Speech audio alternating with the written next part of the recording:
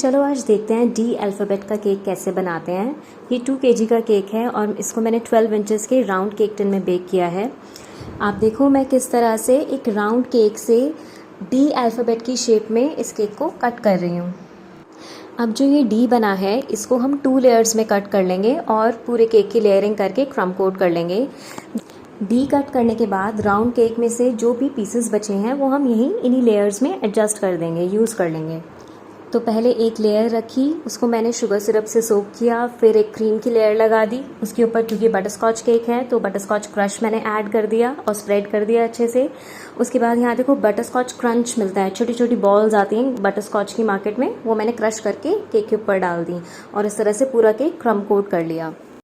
अब यहाँ देखो मैंने 3 डिफरेंट कलर्स की क्रीम ली है, जिनको मैंने 3 अलग अलग पाइपिंग बैग्स में फिल कर लिया है। तीनों में ही अलग टाइप की नोजल्स लगी हुई हैं और रैंडमली मैं कहीं पे भी इस तरह से डिज़ाइन कर दूंगी।